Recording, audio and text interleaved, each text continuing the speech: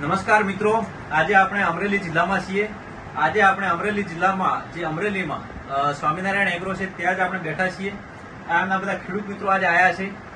એમણે આજે મુહૂર્તમાં જ આપણે ઈશા કપાસની ખરીદી કરી છે કે જેમણે ગઈ સાલ ખાલી ઇન્ટ્રોડક્શન પૂરતું એટલે કે મતલબ 1 અથવા 2 પેકેટની જે ખરીદી કરી અને એમના ખેતરમાં વાવેતર કરેલું હતું, જે એમને સારું લાગ્યું છે. એમના અનુભવ પણ આપણે લઈશું અને આ વર્ષે એમણે લગભગ 20 પેકેટની ખરીદી કરી છે.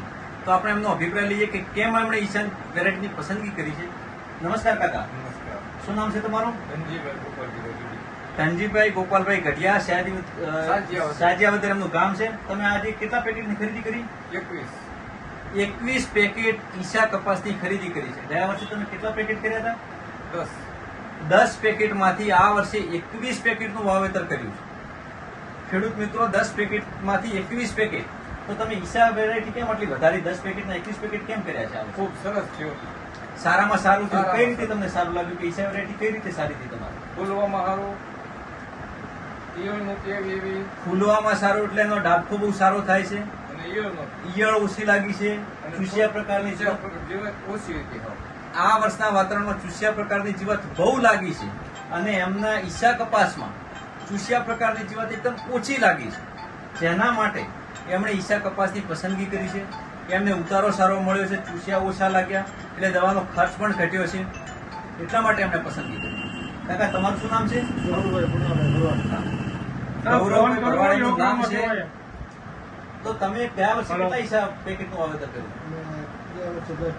10 થેલીનું. આ વર્ષે તમે 15 થેલી લીધી છે.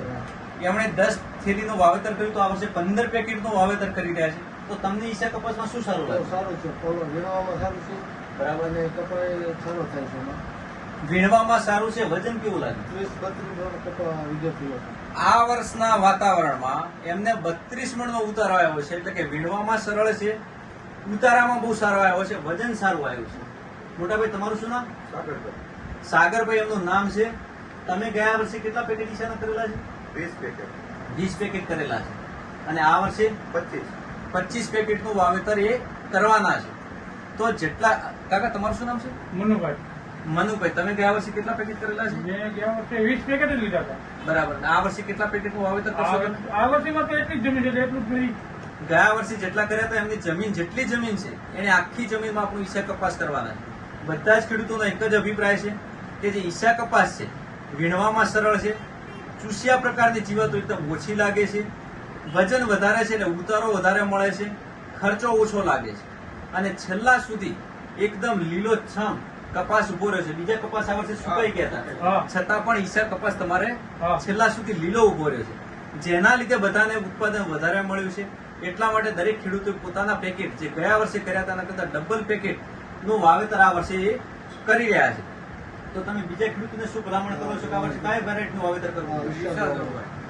એ બધા ખેડૂતોનું એક જ કેવું છે કે ઈશા કપાસનું જ વાવેતર કરવું જોઈએ, કે જેનાથી ખેડૂતોને કોઈ પણ વાતાવરણ બદલાય તો કપાસમાં નુકસાન ના જાય. સુરેશ કાકા, તમે ગઈ સાલ ઘણા ખેડૂતોને આપણે જે ઓછું મટીરિયલ આવ્યું હતું તો તમે ઘણા ખેડૂતોને કરાવરાયું હતું કે 1 પેકેટ 2 પેકેટ 5 પેકેટ 10 પેકેટ તમે આપેલા છે. બધા ખેડૂતો એમાં આ ભાઈઓ બધા પણ આવી જાય છે કે મારા ભરોસે એમને કીધું હતું કે તમે તારે વાવી દો. કોઈએ 5, કોઈએ 20, કોઈએ 10, કોઈએ 1 પણ પેકેટ વાવ્યા હતા. અને એમાં ટાટા કંપનીનું ઈશા છે, જે આપણને ભરોસો આપ્યો હતો કે આ સારું થાય, જીવાત ઓછી લાગશે, અને એમાં આપણે સરસ પાર ઉતર્યા છીએ અને સારામાં સારો ઉતારો મળ્યો છે.